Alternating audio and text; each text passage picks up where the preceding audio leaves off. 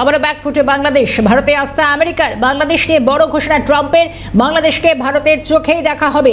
মোদীকে পাশে বসিয়ে ঘোষণা ট্রাম্পের। আমেরিকা সফরে রয়েছেন দুদিনের প্রধানমন্ত্রী নরেন্দ্র মোদী। গতকালই ট্রাম্পের সঙ্গে সাক্ষাৎ দুই তাবড় রাষ্ট্রপ্রধানের। একাধিক গুরুত্বপূর্ণ বিষয়ে কথা, সঙ্গে ব্যাকফুটে বাংলাদেশ, যেখানে মোদীকে পাশে বসিয়ে ট্রাম্পের এই ঘোষণা, বাংলাদেশকে ভারতের চোখেই দেখা হবে। ভারতেই আস্থা আমেরিকার। ইতিমধ্যে দুদিনের আমেরিকা সফরে রয়েছেন প্রধানমন্ত্রী নরেন্দ্র মোদী। গতকালও তাকে রাজকীয় অভ্যর্থনা জানানো হয় ওয়াশিংটনে। ট্রাম্প এবং মোদী এই সাক্ষাৎ যথেষ্ট গুরুত্বপূর্ণ। মোদীকে পাশে বসে ট্রাম্প জানিয়েছেন, শুনুন। There was no role for our deep state. It was. This is something that the Prime Minister has been working on for a long time and has been worked on for hundreds of years, frankly. I've been reading about it. But I will leave Bangladesh to the Prime Minister. গতকালই Trump তিনি স্পষ্ট করেছিলেন যে ভারতের সঙ্গে একাধিক গুরুত্বপূর্ণ বাণিজ্য চুক্তিতে যাবে আমেরিকা। ডোনাল্ড ট্রাম্প দ্বিতীয়বার আমেরিকার মসনদে বসার পর অন্তত এই প্রথমবার মুখোমুখি হলেন ভারতের প্রধানমন্ত্রীর সঙ্গে, কারণ তিনি শপথের দিন তিনি যেতে পারেননি। ভারতের বিদেশমন্ত্রী এস জয়শঙ্কর গিয়েছিলেন। বৃহস্পতিবার হোয়াইট হাউসে ট্রাম্পের সঙ্গে বৈঠকে বসেন নরেন্দ্র মোদী। বাণিজ্য থেকে অভিবাসন একাধিক ইস্যুতে দুই রাষ্ট্রপ্রধানের গুরুত্বপূর্ণ আলোচনা হয়েছে বলে যেরকমটা জানা যাচ্ছে। দ্বিপাক্ষিক একটি বৈঠক হয়, সেই দ্বিপাক্ষিক বৈঠকে একাধিক গুরুত্বপূর্ণ বিষয় ভারতকে সঙ্গে নিয়েই আমেরিকা আগামীতে এগোবে। একাধিক বাণিজ্য চুক্তি স্বাক্ষরিত হওয়ার পথে এমনটা স্পষ্ট করেছেন ডোনাল্ড ট্রাম্প। এবং শুধু তাই নয়, আমেরিকার নির্বাচন হওয়ার আগে থেকেই যেরকমটা মনে করা হচ্ছিল যে ট্রাম্প ক্ষমতায় ফিরলে বাংলাদেশের ভাগ্য কোন পথে যেতে পারে, এবং সেই আশঙ্কা কিছুটা সত্যি করে অন্তত একাধিকবার ইউনুস সরকারকে অনেকটা সতর্ক বার্তাও যেরকমটা মার্কিন প্রেসিডেন্টের তরফ থেকে ছিলই।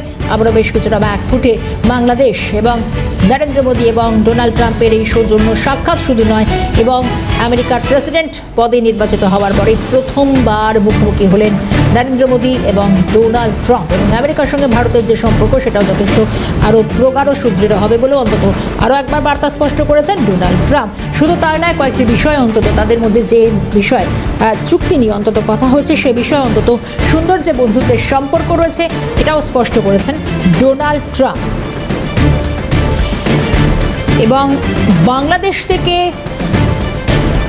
ইউক্রেন রাশিয়া একাধিক যুদ্ধ পরিস্থিতি, এবং সেই যুদ্ধ পরিস্থিতির মধ্যে অন্তত দেখা গিয়েছে যেখানে দুই রাষ্ট্রপ্রধান তারা বিভিন্ন বিষয়ে অন্তত আলোচনা করেছেন। বাংলাদেশের বর্তমান পরিস্থিতিতে একাধিক বিষয় উঠে এসেছে। আন্তর্জাতিক সম্পর্ক উন্নয়ন বিশেষজ্ঞ দেবাশিস নন্দী এই মুহূর্তে আমার সঙ্গে টেলিফোন লাইনে রয়েছেন। দেবাশিস বাবু, স্বাগত জানাই ক্যালকাটা নিউজে। একেবারে আমেরিকার মসনদে বসার পর ডোনাল্ড ট্রাম্পের সঙ্গে নরেন্দ্র মোদীর এই প্রথম একেবারে মুখোমুখি সাক্ষাৎ। শুধু তা নয়, একাধিক বাণিজ্য চুক্তি স্বাক্ষরিত হওয়ার ব্যাপারে যেরকম আশ্বাস মিলেছে, সঙ্গে ভারতকে সঙ্গে নিয়েই আগামীতে এগোতে চাইছেন ট্রাম্প, সেটাও স্পষ্ট করে দিয়েছেন। সঙ্গে আরও ব্যাকফুটে যাচ্ছে বাংলাদেশ। দেখুন, ভারতের সাথে আমেরিকার যে সম্পর্ক সেটা তো মানে পরীক্ষিত। 1991 সাল থেকে সে সম্পর্ক চলছে, এবং সে সম্পর্ক ক্রমাগত উন্নতি হয়েছে। এবং যদি বলি অর্থনৈতিক আসপেক্ট, এর কূটনৈতিক, স্ট্র্যাটেজিক, রণকৌশলগত এই বিষয়গুলো এবং সন্ত্রাসবাদ দমনকে কেন্দ্র করে টেকনোলজিক্যাল রিলেশনস খুবই মজবুত। এবং ডোনাল্ড ট্রাম্প এবং নরেন্দ্র মোদীর সাথে পার্সোনাল যে কেমিস্ট্রি সেটা বরাবরই মজবুত। আমরা দেখেছি নমস্তে ট্রাম্প অনুষ্ঠান করেছিলেন 2020-তে, তারপরে আপনার হাউডি মোদি হয়েছিল 2019-এ, সেখানে ডোনাল্ড ট্রাম্প উপস্থিত ছিলেন আমেরিকাতে। এবং ব্যাপারটা হচ্ছে যে মোদির সাথে এই প্রথম সাক্ষাৎ হলো দ্বিতীয়বার ক্ষমতা আসার পরে। সুতরাং এই সাক্ষাতে কতগুলো বিষয় যেগুলো আগামী দিনে বাণিজ্য কি হবে, কারণ আমরা জানি ট্যাক্সেশন নিয়ে একটা সমস্যা ছিল, এবং আগামী দিনে দক্ষিণ এশিয়া পলিসি কি হবে, এবং দুদেশের আগামী দিনে বাণিজ্যিক এবং কূটনৈতিক কৌশল বা রণকৌশল কি হবে, এগুলো বিষয়ে আলোচনা হয়েছে।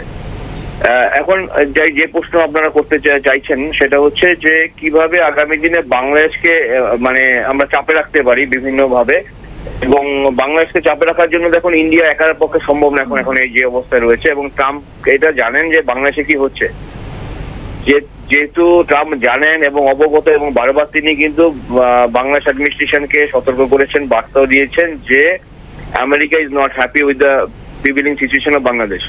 সুতরাং আগামী দিনে যদি মানে ভারত এবং মার্কিন যুক্তরাষ্ট্র, ভারত যেহেতু সরাসরি বাংলাদেশ অভ্যন্তরীণ হস্তক্ষেপ করবে না ভারতের বিদেশি একটা পার্ট হিসাবে, যদি আমেরিকার কাছ থেকে কূটনৈতিক সহায়তা পায় এবং আমেরিকা ডিরেক্টলি ইনভলভ হয়, আমার মনে হয় এটা ভারতের পক্ষে ভালো, দক্ষিণ এশিয়ার সামগ্রিক স্থিতিশীলতার পক্ষে ভালো এবং বাংলাদেশের গণতান্ত্রিকগামী মানুষের পক্ষেও ভালো।